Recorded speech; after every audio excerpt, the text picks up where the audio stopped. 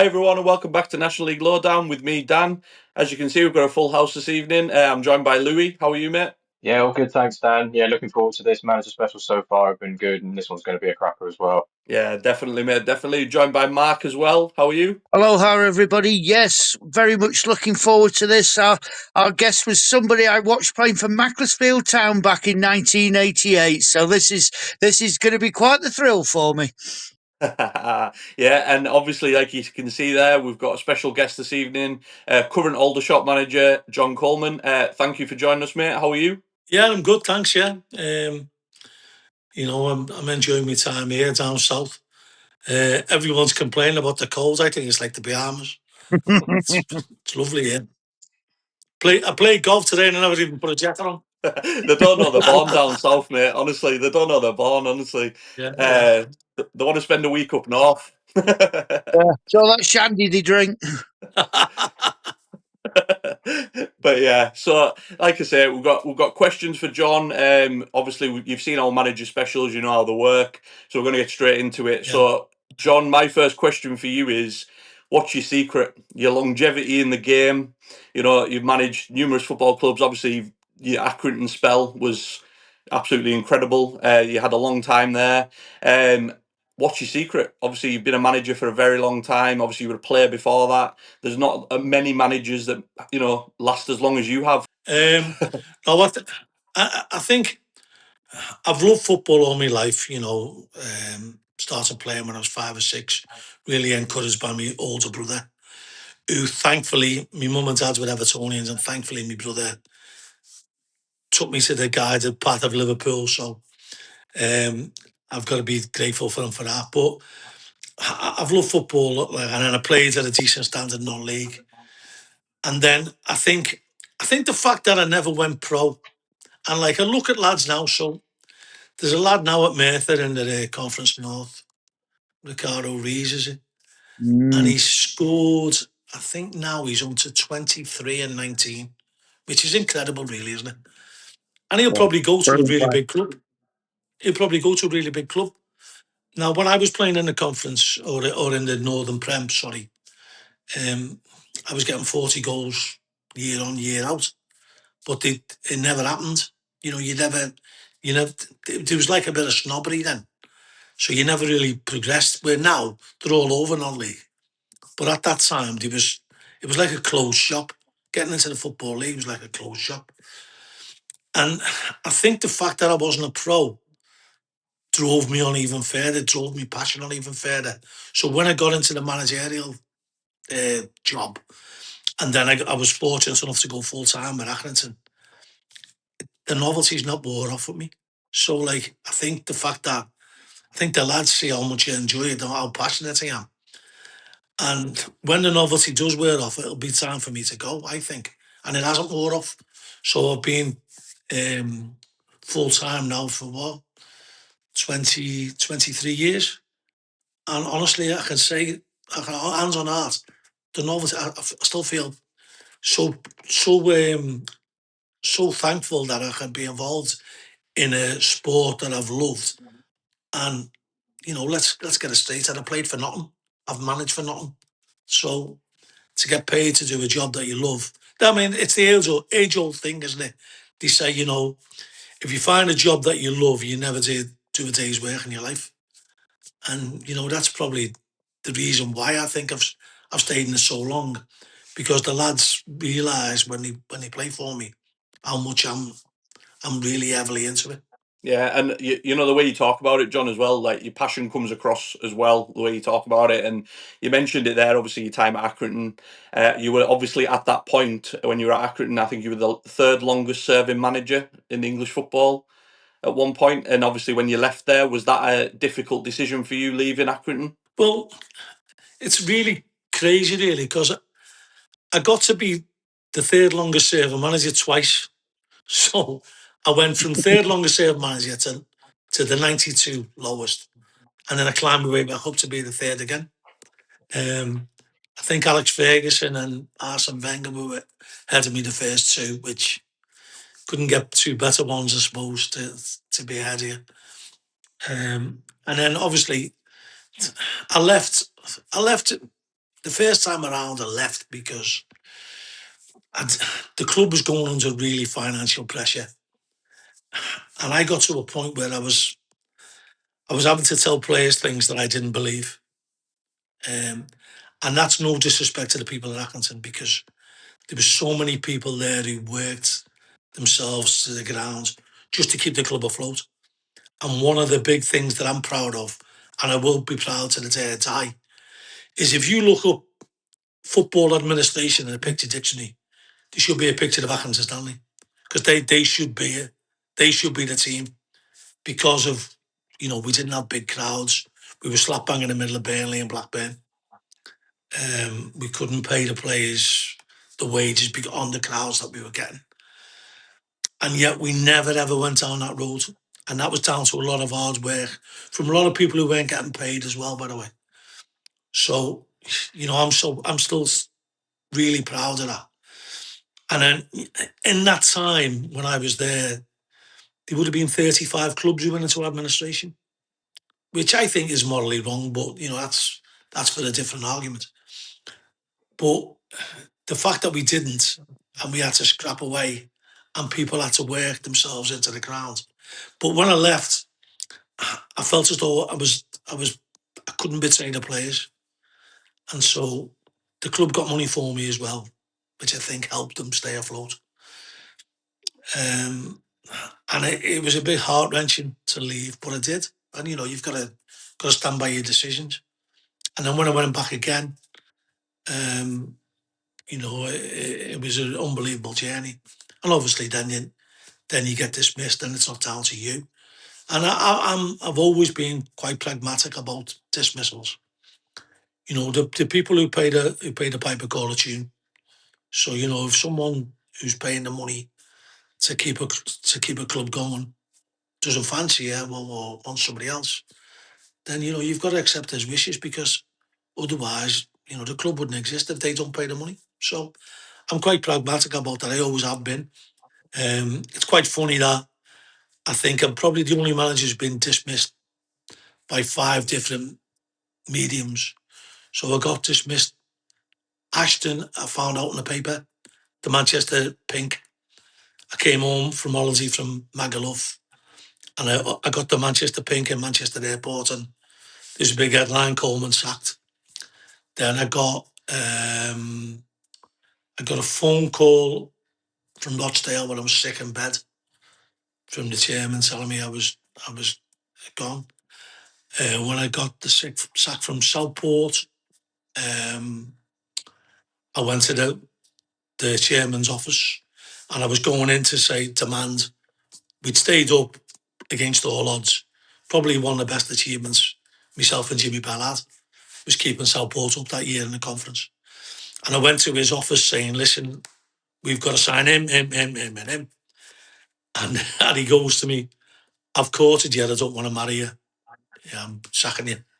So we had that. And then obviously I got a WhatsApp text message, my last dismissal, from Accrington, and I got a phone call from Waterford. I think there's one more in there, I can't remember, but I've had different ways, but I've respected everyone's decision, because the ones who are trying to run a club have got the right to pick the manager. Yeah, I mean, what you're saying now obviously is a very brutal way of doing it, but it's like, like you say, you take the right approach. If they don't fancy you, they don't fancy you. There's nothing you can I've really just do if they remembered the other don't. one.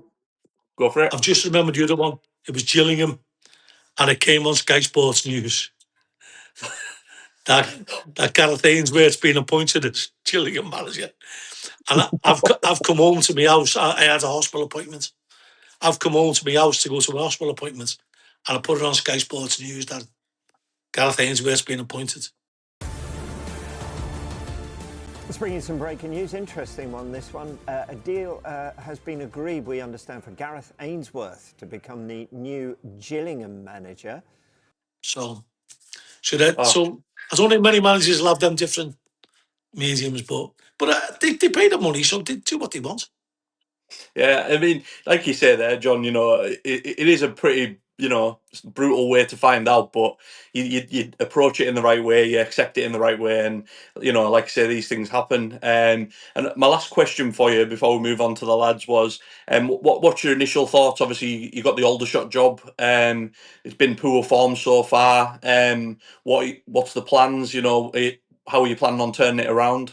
Well, I'd correct you. It's not been poor form. It's been poor results. We've Yeah, actually played quite well. We've played most of the teams we've played have been in the top five. I think Morecambe was the only one who weren't. And we've lost each game by 1 goal. So we've played quite well in them games, to be honest. But we need to turn it around. It's a thrill for me coming here to Aldershot, because I think it's a club very, very similar to Accrington, very much a sleeping giant, in my opinion. They've got a great fan base, great loyal fan base. And so, we as custodians of the job and the players owe it to them, and we owe it to the fans. And I can see the seeds of recovery. I mean, I might need to bring in a few players, but we've got a set of lads who want to work really hard. And, yeah, it's really strange, because one of my first games watching Liverpool, my dad was an Evertonian, but he took me and my brother to watch Liverpool. And it was against Aldershot in the FA Cup. Liverpool won 1-0. And, my first game in the conference on national TV was against Aldershot with Accrington. So there's a little bit, a few connections. But I think it can be a strong club. Now it's up to us to get away from that relegation zone, which is easier said than done, but I think we've got the fight in the players enough. And if I can bring the players in that I want, I think we can mount a challenge to get away from it. Yeah, I mean, apologies for obviously saying poor form, because it was like that earlier on in the season as well. We've talked about it at length on here, obviously, before you came into the job. A lot of the games that Aldershot lost early on in the season were all by odd goals as well.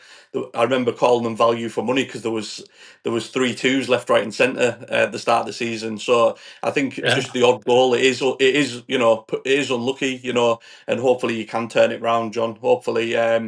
Louis, I know you had questions for John. Fire away, mate. Yeah, so my first one, sort of touching on Aldershot and your squad you've got at the moment. So looking back over the last couple of games, the average age of your team has been 25, 24, 24, 23. Is it hard with such a young squad when your results aren't going your way, or do you find it easier because they're young and they're fresh and they sort of just bounce out and keep on going kind of thing? It's a bit of both, really, because I think my last season at Accrington, I think the average age was about 22, 21 and a half. And it's difficult because the players are naive, particularly defenders. They're the ones whose naivety gets exposed more than anybody else. And yeah, you'd like older players. Unfortunately for us, the older players have been injured. So we've had Josh Barrett, who's been ill, and James Henry is coming back from an ear injury. He scored a goal last night, which was a very good goal, very typical of him. But I've always been of the ilk that if you're old enough, you should be good enough, or if you're good enough, you should be old enough. And I have used young players in the past. Obviously, everyone likes experience, but I think the exuberance of youth, you can tap into that, and they don't really get tarnished as much. They seem to bat off bad performances, or some of them do. One of the big things that I'm found with younger players is, I think football in general, they're not being taught how to make decisions. So if you look at a lot of the coaches on the sidelines now, if you look in the European games and the Premier League and the Championship, the coaches are trying to talk the players through all the while. So you'd always see them pointing and you'd always see them shouting, and they're trying to talk them through games. And so the art of decision making, I think, in football is being taken off the players. Now that's not sustainable. It's not Subbuteo, it's not It's not, FIFA. You can't control them when they're on the pitch. You have to coach them all week, and you have to work hard at coaching them and get them to play a style of football that you feel that represents you. And I think we've done that in the last few games. I think very much so against Rochdale. That team mirrored the way I look at football. But I think you've got to encourage them to be able to make decisions, and if they make their own ones, we can hold their hand and say, well, how did you make that? What was your plan behind that? And then don't be too hard on them, but just try and get their decision making, because there's not a lot of difference between footballers at any level. Let's get this straight. We're all human beings. Footballers are all human beings. They've got the same, body mechanisms. My personal opinion is the higher level players make decisions quicker, they make them better, and they get them right a lot more. And that might be controlling the ball, that might be making a pass, that might be making a run, that might be covering someone. But the better players make decisions quickly, and they make them better, or they make them correctly. And I want to try and get my players to make decisions and make them quickly and make them good. So if you look at me now on the sideline as opposed to 15 years ago, I'm not as animated. I try and do my work during the week, and then I try to encourage the players to think for themselves, basically.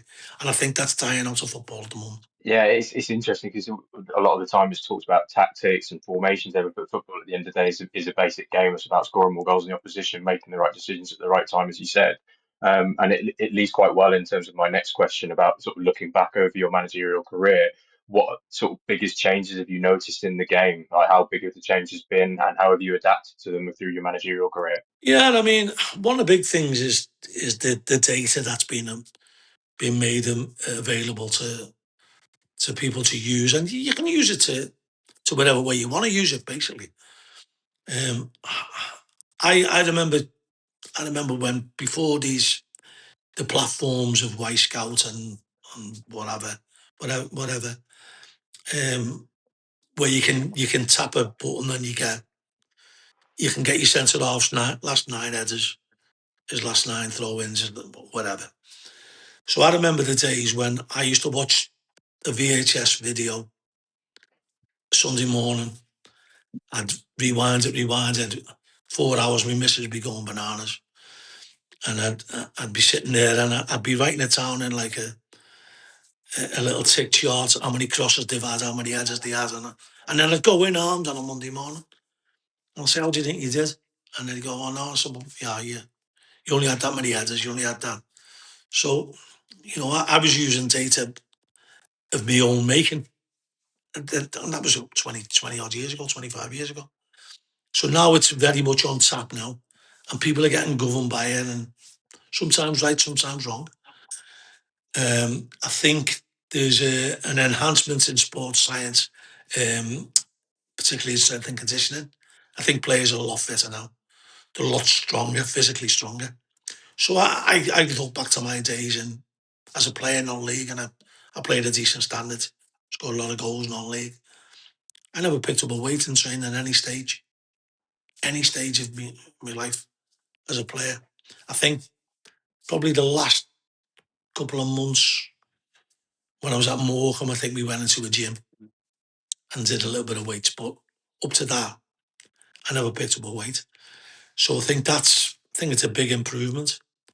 The diagnostic of injuries now, that's a bone of contention, because the medical side of it's improved greatly, but I think it's led to an unwillingness to play through pain.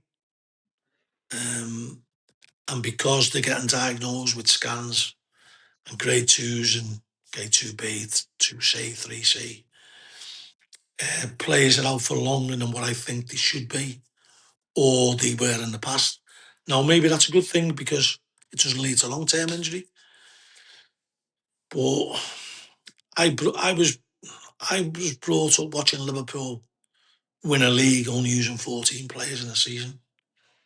Now, it can't have moved on that much that you can get injured. that much. So there has to be some give and take on that. So that's one of the big changes I've found out. There's a lot more injuries. So in my day, and I don't want to sound like a dinosaur, but I probably will come across as that. But in my day, you had a groin strain, now it's Gilmore's groin, or it's a grade 2B or a grade 2C. You twisted your ankle, now it's ligaments. You got a bang on the toe, you limped for about 60 minutes and then you carried on. That's a fractured metatarsal, you're out for 8 weeks. So I think there's more players not playing when possibly they could. Yeah, it's really interesting stuff to sort of see the differences over time because I think the sport has evolved so quickly recently as well. And it ties in. I've got to go deeper in my final question about the fifth tier itself, the National League. When you were last in it, I think before Aldershot was at Southport in 2013-14. How much do you think the league has changed in that time, and how close do you think it is to an EFL standard? Because obviously we talk about the 3 Up campaign a lot. Is it very close from your experience, or do you still think there's a long way to go before we can bridge that gap? Well, as I said before, I think it was one of our best achievements staying up with Southport.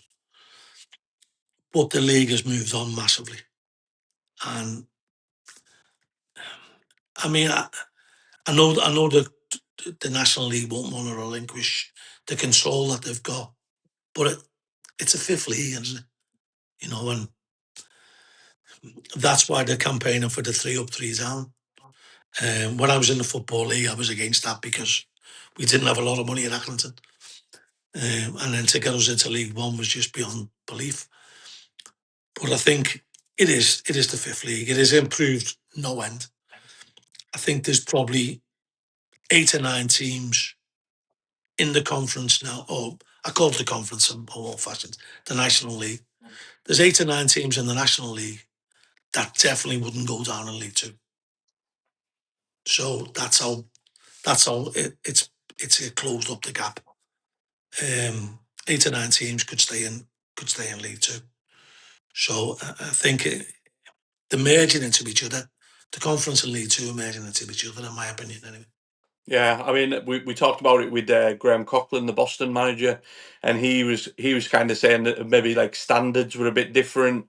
There's maybe still a little bit of a way to go, but in terms of the teams, we talked about the FA Cup, the previous round. There was Carlisle went to a League One side and won, and I think the gap is getting smaller and smaller. But like you mentioned there about Accrington and teams like that are down the bottom of League Two quite frequently. Newport, people like that, they're not going to be in favour of it. So do you think there'll be a lot of pushback still, and it might be a long way to go in terms of getting an agreement on that? Well, I mean, I think there was a pushback with the playoffs, but eventually it comes through. I think the big anomaly in league football is the League One.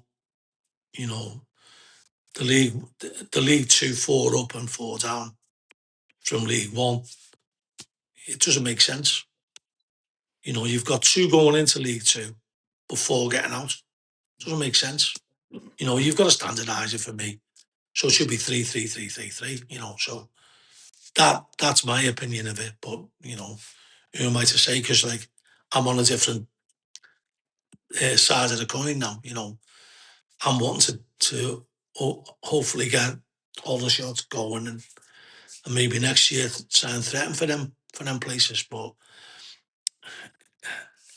I'd be cheerless saying it sounds cheerless with me saying, "Oh well," because I want that now. But that should always have been the case. But the 4 going into League One and coming out of League One, it makes League One such a precarious league. It's very difficult to stay in, and we stayed in it for 5 years. And with Accrington playing against teams like Sheffield Wednesday and Charlton, Derby, Sunderland, teams that we should, we were used to entertaining Buxton, and no disrespect to Buxton or Matlock. We were used to Bamber Bridge. We were used to entertaining them teams. So it's absolutely night and day. But that's the fun of football, and that's the beauty of football, that you can get yourself into that situation in not too long a time. And that opportunity is always there. Now, I think what you've got is there's a lot of money getting thrown around, even the lower leagues below the National League. And money that is absolutely frightening. And you're thinking, well, how can that be sustainable? But it's happening. And so everyone's got a dream. And, Accrington are living proof that dream can come true. Yeah, I agree. I think there's a lot of money around the lower levels these days, and it's nice when you see teams like Accrington doing it on on no budget whatsoever. And it's nice to know that them fairy tales do still happen because, like you say, there's so much money these days. In you mentioned teams obviously like Dagenham and Redbridge. We've spoke about one here, signing Andy Carroll and having him up front at one point. And I think Worthing got a lot of back in teams like that where you just like at that level, that kind of money is just obscene at that level. So it makes everyone else, makes it harder for everybody else, doesn't it? Mark, I know you had obviously some questions for John as well, so fire away, mate. Absolutely. Right, you've managed Gillingham, you've done Ashton, Southport, Accrington, Rochdale, but you've also been at Waterford and Sligo. What are the fundamental differences between the football in Ireland and in this country? At what level would you actually see the Irish League in this country? How would it all pan out? So it's a question I've been asked a lot, to be honest. I would gauge it at top end of conference, mid league too. It's definitely improved since my first time in Sligo. But the big law for Irish football is imagine like the top end of league of the National League. Sorry, top end of the National League in League Two. Imagine that 40% of the teams have got a chance to play in Europe. That's the big key. The European opportunities are massive. So 4 out of 10 go into Europe. Now, where else would you get that? On a level that isn't. I'm not saying there's some fantastic players in Ireland, by the way. But where would you get that in a level that I gauge at national level or League Two? The opportunity to play in Europe, that is just such a big driver. And that was the reason why I went to Waterford, because I tasted it with Sligo.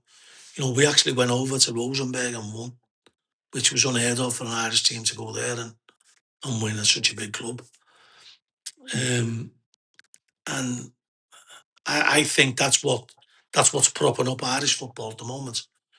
But there is still some really, really good players. I think Mason Mealy is going to Tottenham, lad from St. Pat's. Anthony Eldon's lad, Owen Elding, is doing really well at Sligo. I'd be surprised if he stays there. So there is some really big prospects there.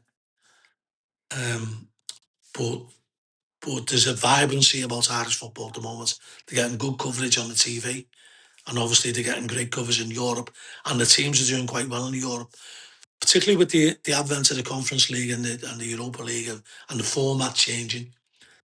If they win 1 or 2 games, like we did at Sligo, the money that gets generated is frightening. So you're talking winning 1 or 2 games, you get into the league, you're guaranteed under 6 games, you're probably talking about 4 or 5 million, which is, a big boost for clubs who are only getting 2,000 or 3,000 fans.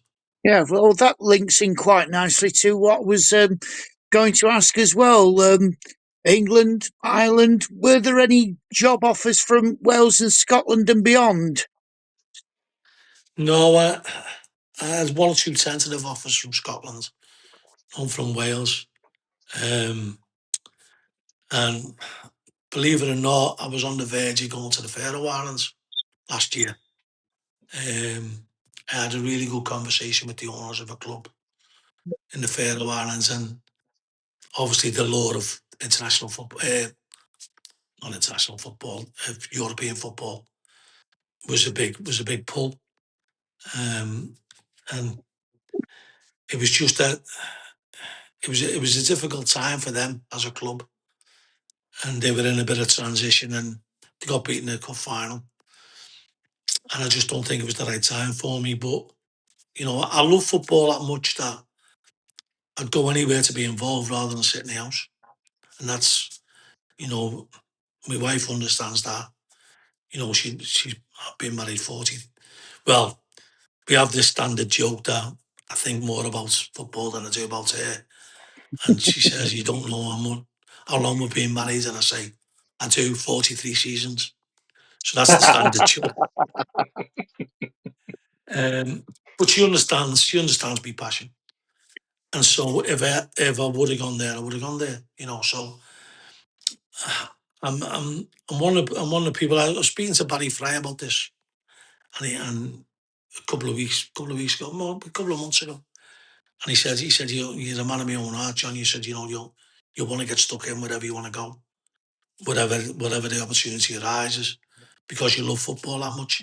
And I've always loved people who are immersed in football. Uh, the one thing they always speak about is the Cowley brothers. So the Cowley brothers are, some people like them, some people, will be critical of them. I love their enthusiasm for football. And I think if you can see that in people, I've got nothing but admiration for them, because, they want to get the hands in. They want to be trying to make a difference. They're doing really well now at Colchester again. And I love people like that. I love people who love football, because I've loved it all my life. And, to be involved in it, and to be involved professionally. I mean, when I was young, my dad used to always say it was called making the grade.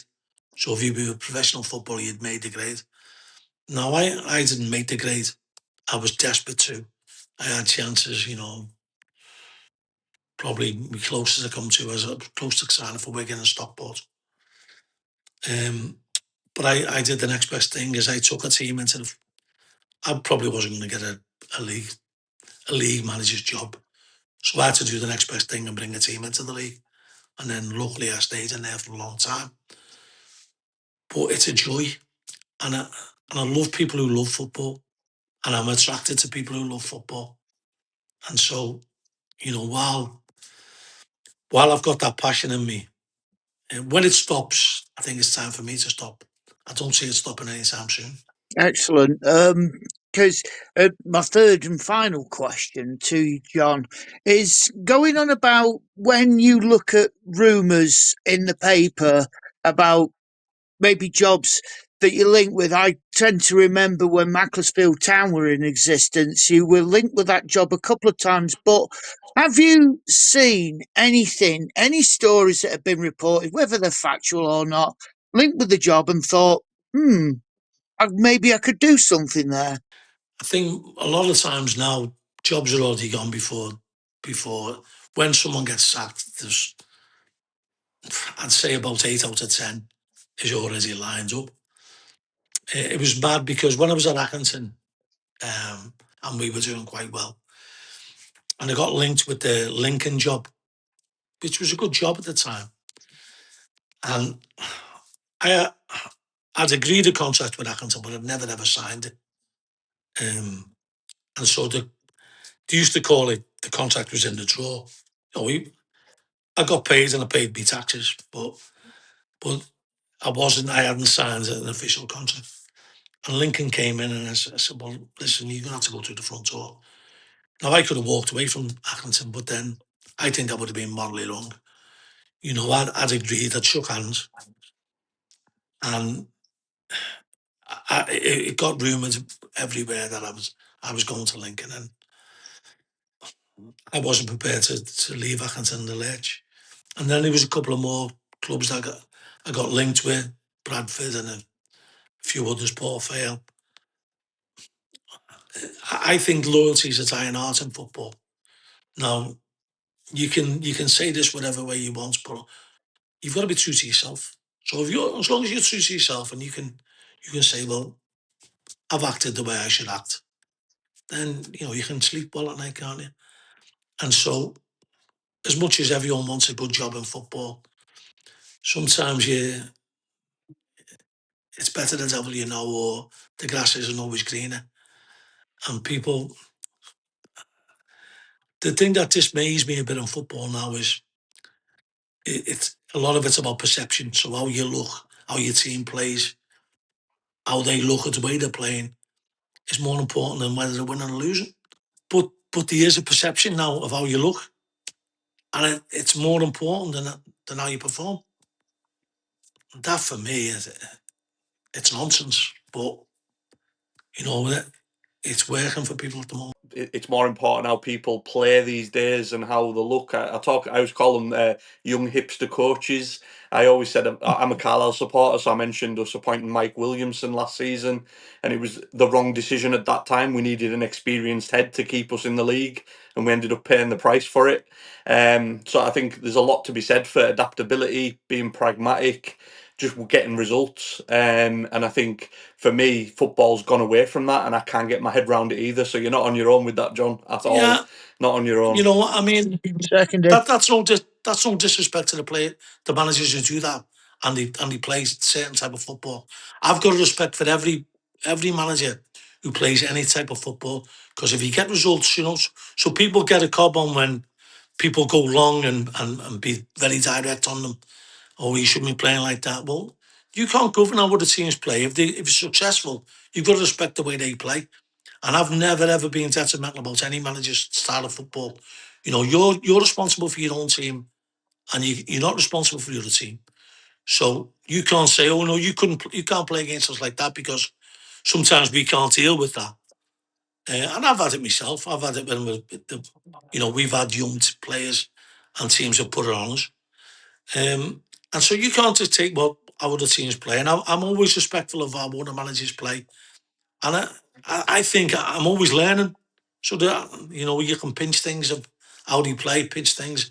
I mean, I pinched the step over corner about, it must be about 28 years ago. Emily did this corner and they cut it back. They did a little bit of a crossover. They stepped over it. Player came in and scored. And I pinched it. Now, I'm pleased to say that Eddie Howe pinched it off me as well. And loads have pinched it off us. But, I've pinched it off somebody else. And that's the way you learn. You learn by looking and seeing what other teams do, what works, what doesn't work. And I think that's the beauty of football. That's the fun of football. That, we're not all perfect, are we? And we can all get better. And the minute you think that you've cracked it, you're on a slippery slope. So I'm always trying to learn. It's all the LMA management courses, all the diplomas, and I've got my pro license and that. So I'm always trying to educate myself. I think you're never too old to learn. And I try to think that every day is a learning curve for me. And I like to learn off players and learn off other coaches and, pick the brains how they adapt to things. And I think that's the fun of football. And I think more people should embrace that. Yeah, I agree, mate. I absolutely agree. And I think that's a perfect note to leave it. This 42 minutes has absolutely flew by, John. Thanks to Louis and Mark for joining me as always. John, you've been an absolute pleasure. Thank you for coming on and talking about your career with us and everything. We wish you and Aldershot all the best for the season going forward. Hopefully you can turn it round, mate. And yeah, don't forget to like and subscribe so we can get more exciting guests like John as well. We've got more manager specials to come, so keep an eye out on our social medias for that as well. And yeah, we love doing this. Get in the comments, let us know what you think. And yeah, thanks everyone, and thanks again to John. Take care. We'll see you soon. Thanks.